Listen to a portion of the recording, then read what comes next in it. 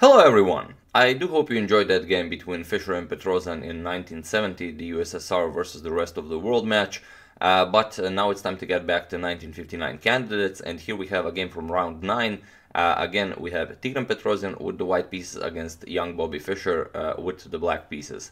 And as you enjoy photos so much, I did find one photo of the two of them playing in this tournament. And as you can see in this photo, they are younger than in the photos I use for their profile pictures. But I always try to get my profile photo to be of the highest quality possible. So sometimes I will use maybe a bit older photos than the ones they looked like at the moment the game was played. And I really enjoyed this photo of Petrosian, so that's why I most of the time will use this one unless he's like really young or really old. But yeah. That's the game. You can see Petrosian with the white pieces, Fischer with the black pieces. Again, I don't know if it's this exact one or the other one, but you know, it's nice to see how things were set when the game was played. So that's the photo, and let's get back to this game. Like I said, Petrosian has the white pieces, and we have d4. Fischer plays knight to f6, c4, and e6. So the Indian defense. Knight to c3. And we have bishop to b4, the Nimzo Indian. We have e3, d5, and now Petrosian goes for a3. And here you generally want to play bishop captures on c3 or retreat with the bishop to e7. But Fischer goes for the line bishop to d6, which seems a bit more aggressive, but it's hard to say. Probably Fischer wasn't so well versed in the openings in those days, but you know. Or maybe he just wanted to test out if Petrosian was really defensively as strong as they say. Here we have knight to f3, castles, and now the immediate c5. Bishop back to e7 and now b4. So now you can see Petrosian already created this massive pawn chain. The idea being that after this a3 move, when Fischer decided to play bishop d6, if you go bishop to e7, then the same idea doesn't really apply. After knight f3 castles, after you play c5, you don't really get a chance to push b4, as the black can immediately counter this with a5. But okay, in the game, like I said, after a3, bishop d6, now we have the immediate c5, bishop e7, and b4. Fischer plays knight to e4, and now we have bishop to b2, defending the knight. And at any point, a move like c6 would definitely be good for black, but Fischer never gets to play it in this game. Knight to d7, we have bishop to d3 with a double attack on the knight, and now f5. Knight to e2, preparing to remaneuver the knight, but also keeping an eye on the f4 square, so Fischer can't really push f4 at any time. Bishop to f6, we have castles by Petrosian and queen to e7. We have knight to e5, now Fischer captures, knight captures, we have pawn captures, and bishop to g5. And here we have bishop to d4. And this is a very powerful move by Petrosian.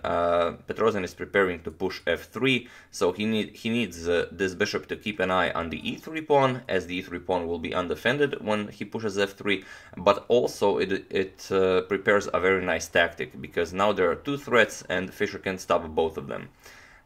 Here Fischer plays bishop to h6, making room for the knight on g5, because after f3 is pushed, the knight doesn't really have anywhere to go. We have f3, kicking the knight away, knight to g5, and here comes the second threat that wasn't very easy. I mean, it was impossible to deal with both threats. The trapping of the knight with f3, and also now Petrosian plays c6. And now you can see you can't capture the pawn, because if you capture, you get bishop to c5, pinning the queen to the rook. So after c6, b6 was played, and now b5. And here Fischer has to think of something, but Petrosian will always have an edge. His plan is pretty clear. If Fischer doesn't do anything on the queen side, he will simply push a4, a5, exchange the a-pawn, control the a-file, double rooks on the a-file, and, you know, push his advantage. So Fischer plays a6, we have a4, pawn captures, and Petrosian here exchanges rooks. Knight back to f7, and we have queen to e3. Queen to c3, preparing the other rook to come to a1 and then to go all the way to a7 to attack the weak c7 pawn. Queen to h4, Fischer moves the plate to the king side, as he will try to create some sort of an attack. Rook to a1, and now we have knight to g5. And here Petrosian could go for the immediate rook to a7, but if he does this, he will give Fischer some counterplay. If he plays rook to a7 immediately, then Fischer has this knight to e4 idea, attacking the queen. Also, the rook now moved from a1, so the queen can come to e1, and Fischer is also threatening queen to f2. So you have to capture it, and when pawn captures, now again, the f-file is open for the rook, queen to f2 is a threat, and your bishop is attacked on d3. But again, you can defend knight to g3. Now after black captures, now you can still gain advantage with white by playing rook captures on c7.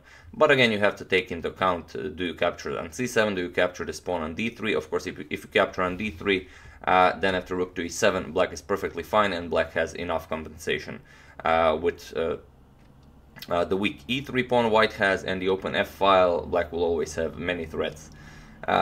So after this knight to g5 move, Petrosian does not want to give Fischer any chances, so first he plays queen to e1. He first wants to exchange queens and only then push the rook to a7.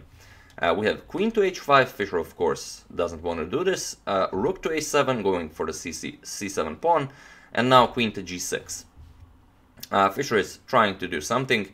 Now, of course, there is the immediate threat of knight captures on f3, as the pawn on g2 is pinned, winning Petrosian's queen. But Petrosian, of course, doesn't fall for this. King to h1, and now queen to h5. Again, an interesting move, because now, again, if you capture on c7, now Fischer had the idea of playing knight captures on f3. And you can't capture the knight. The threat is, of course, your queen is attacked, queen captures on h2, checkmate is a threat, so white would have to defend with queen to g3. But if you capture the knight, then queen captures and you get, it's going to be very hard to play this. King g1, bishop captures on e3 with check, bishop captures, queen captures, check, king f1, queen h3, king g1, queen back to e3, check, queen blocks, and now queen captures on d3, and now you have to calculate a lot of things from that position. When Fischer started this idea, now you would have to see that queen to g3 does give white the advantage, because you're threatening checkmate on g7 and also threatening to exchange queens. So after you exchange queens, this would be a better position for white due to the passed c pawn. But again, there's no reason to do this. After queen h5, Petrosian again doesn't want to give Fischer any chances, so first he pushes f4, and now the same idea of knight to f3 doesn't really work, because the f4 pawn is blocking the bishop on h6, so there won't be that bishop captures on e3 idea. So Fischer tried knight to e4, we have rook to c7, finally capturing the weak pawn, g5 now Fischer has to go all out, because he, positionally, it's a lost position for black. We have bishop to b6, capturing another pawn, now creating two passed pawns for white, the b pawn and the c pawn. King to h8, we have bishop captures, pawn captures, and now bishop to c5, attacking the rook. And here Fischer played rook to g8, and it was in this position that Bobby Fischer resigned the game. Why did he resign? Well, of course, as you can see, there are two very powerful passed pawns white has, and white can... it's sufficient to play something like bishop to e7, the threat of course being bishop to f6 check to win the game. After black blocks this, you still play it, and after captures, rook to f8, now simply b6, and now the b pawn wins the game. After we push b7, the bishop is trapped, and that's pretty much it. Even if you don't do it, don't trap it for some reason, again the two passed pawns will win the game easily. So yeah, after that move, sorry, which move was it? After rook to g8, Bobby Fischer resigned the game, and a wonderful win for Tigran Petrosian from round 9 of the 1959 Candidates Tournament. And once again, as I didn't show it for a couple of videos, I would like to show you a game from the final standings. As you can see, Tal won this tournament with 20 points out of 28. Paul Keres, the always second Paul Keres, had second place with 18.5 points. And then we have Tigran Petrosian with 15.5. Smislav Gligoric, then Bobby Fischer in 6th place, Friedrich Olafsson and Paul Benko in last place. And if you're wondering why I'm showing it again, well, because it will stick to you. I mean, one day or the other you will be maybe in a bar, in a library or somewhere, and you will be able to impress your friends with your great knowledge of the 1959 Candidates Tournament. So yeah, that's the game. I do hope you enjoyed it. I would like to thank Dame Pletvarec, Michael Sanford, Daniel Silverberg, and Shivendra Singh for a contribution to my channel. Thank you a lot, I really appreciate it. As usual, you can check 2 of my previous videos here. Thank you all for watching, and I will see you soon, probably with another game from the 1959 Candidates Tournament. Thank you all.